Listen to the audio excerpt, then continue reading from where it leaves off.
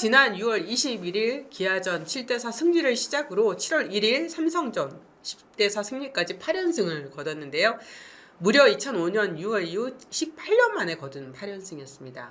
특히 연승 기간에 안정적인 마운드가 돋보였습니다. 8연승이 시작됐던 6월 20일부터 전반기 마지막까지 하나는 15경기 11승 4패 승률 7할 3푼 3리로 10개 구단 중 1위, 팀 평균 자책점은 2.55로 두산 베어스에 이어서 2위에 올랐습니다. 전반기 마지막 부분 하나의 마운드는 선발진의 안정 그리고 불펜에서는 승리조와 추격조의 명확한 분리가 이루어졌습니다.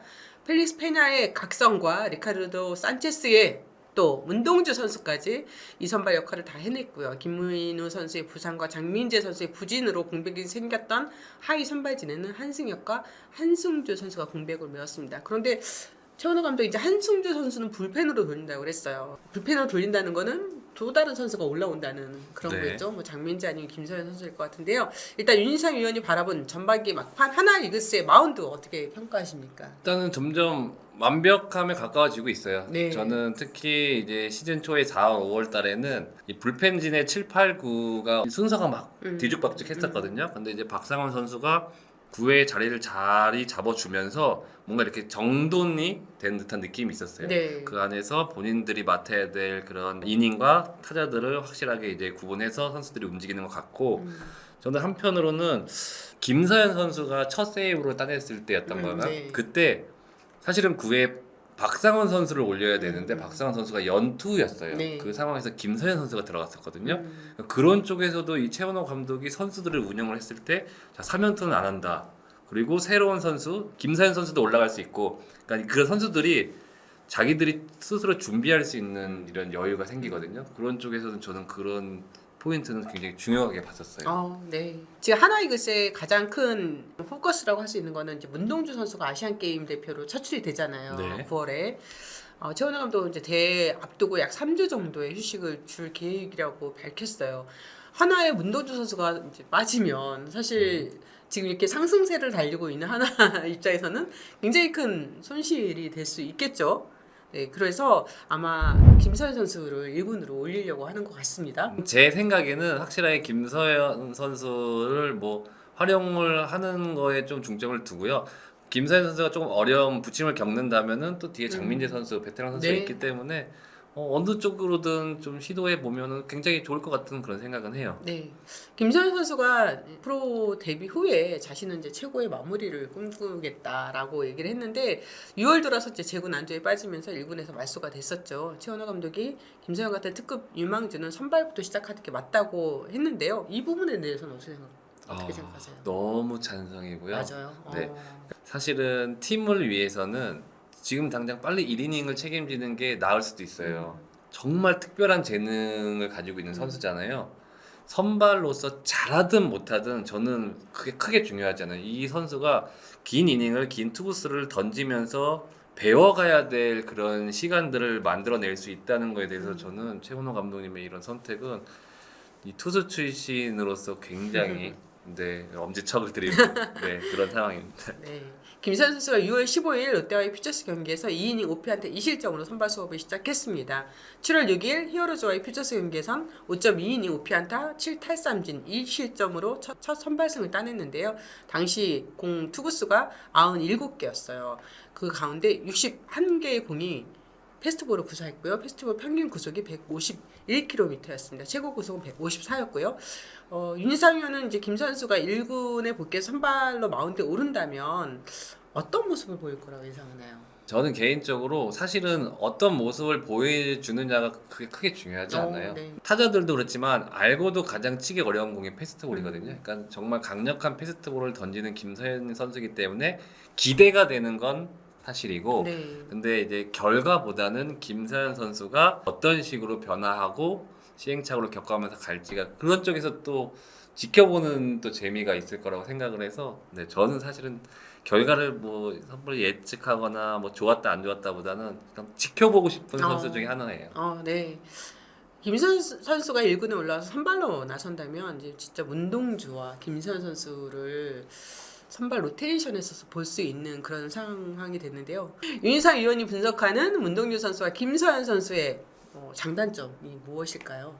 일단은 뭐 패스트볼이 장점이고 음. 그 장점은 뭐 아무나 흉내낼 수 없는 아무나 따라갈 수 노력으로 없는 되지 네. 않는. 그리고 피컬도 좋기 때문에 그런 쪽에서는 굉장히 정말 큰 강점이고요. 그리고 뭔가 단점, 약점이라고 하기에는 조금씩 성장해 나가는 선수들한테 단점을 얘기하고 싶은 생각은 전 없습니다. 네.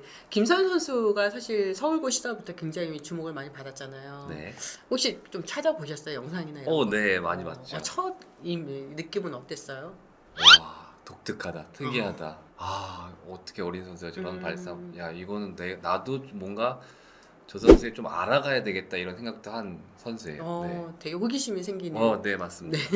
올 시즌 들어서 문동준 선수가 약간 업앤다운이 있었어요. 네. 그래서 뭐 처음엔 좀 초반에 좋았다가 그다음에 이제 팍 떨어지는 그런 상황을 보여줬었는데요.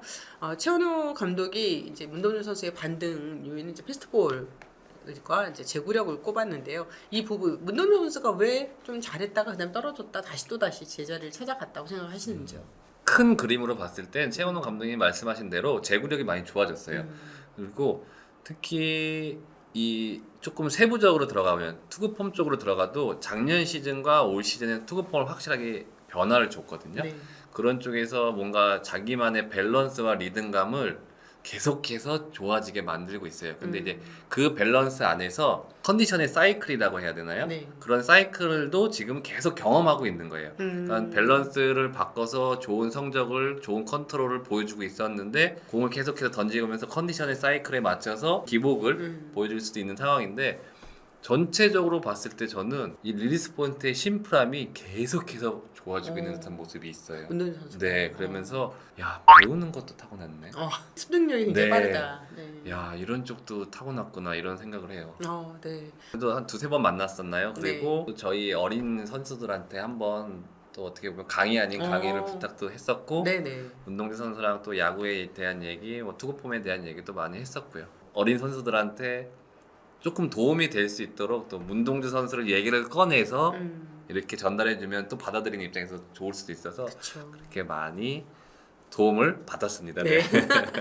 김선 선수 이제 특징이 3쿼터의 유형이라고 할 수도 있는데 뭐 한 경기에서 위로 던졌다, 옆으로 던졌다, 네, 밑으로 네. 던졌다가 정말 다양한 부분이 있습니다. 투수 출신 입장에서 봤을 때 이런 투구 형태에 대해서 좀 어떻게 생각하세요? 그러니까 제 개인적인 생각은 저는 선호하지는 않아요. 네. 네, 하지만 김서현 선수가 그렇게 시도하는 것 자체가 저는 재밌어요. 네. 그래서 이 선수가 뭐 앞으로 2년, 3년 뒤에, 뭐 10년 뒤에도 계속해서 변칙 투구를 할 건지 아니면은 이제 보다 자기만의 리듬과 밸런스와 타이밍을 만들어 놓아서 자기만의 릴리스 포인트를 잡을지는 저는 잘 모르겠어요. 근데 정말로 재미있게 보고 있어요. 근데 그거를 제 개인적인 스타일로 인해서 저는 저런 폼은 안 좋은 폼이야 이렇게 이야기하고 싶지는 않아요. 좋고 나쁨이 아니라. 네. 네. 하지만 투수 선배로서는 봤을 때는 네, 왜냐면 부상 위험도 때문에 그래요. 맞아요. 네, 부상 위험도 때문에 저는 선호하진 않아요. 네. 김서현 선수가 선발 투수로서 자리를 잡으려면 네. 좀 어떤 게 더 필요할 것 같아요? 제 개인적인 생각은 이제 문동준 선수가 작년과 올 시즌에 조금 달라진 게 이제 본인 것을 스스로 조금씩 만들어가고 있거든요. 네. 그러니까 김서현 선수도 이제 자기만의 이제 투구 방법이나 자기만의 투구 스타일을 조금 만들어 간다면 성공 좀 빨리 가지 않을까 이렇게 생각을 해요. 네. 하나의 마운드가 더 기대되는 것은 팀 내부적으로도 구속 경쟁력을 꾸준히 상승시키고 있다는 점인데요. 2022 시즌 하나 투수진의 페스티벌 평균 구속이 142.8이었습니다. 10개 구단 중 최하위였거든요. 하지만 올 시즌에 하나 투수진의 페스티벌 평균 구속은 144.6으로 키움 히어로즈에 2위에 올라 있습니다. 물론 외국인 투수 2명의 영향도 있겠지만요. 1.8km 정도의 상승폭은 상당히 눈에 띄는 부분입니다. 올 시즌 하나 팀 내에서 1이닝이라도 던진 투수 가운데 페스티벌 평균 구속이 145가 넘는 국내 투수는 9명이에요. 네. 대부분 젊은 투수들이라는 점을 어떻게 해석해야 될까요? 일단은 팀의 가고자 하는 방향이 좀 그런 쪽이었어요. 손혁 단장님이 취임을 하면서 빠른 공 투수들을 조금은 수집을 했었고, 그리고 그런 쪽에서 이제 선수들 사이에서는 공이 빠른 선수가 있고 옆에서 비슷비슷한 선수가 있으면 아무래도 경쟁하게 돼요. 예전에 재밌는 얘기로 엄정욱 선수랑 김강현 선수랑 네. 송은무 선수랑 전지훈련을 가면 뭐 10승을 한다, 150이닝을 던진다 싸우는 게 아니고 158kg, 155kg, 157kg를 던지는 선수인데 스피드 내기를 하자고 해요. 누가 제안하는 겁니까? 김광현 선수입니까? 제일 그러겠죠? 막내가. 네.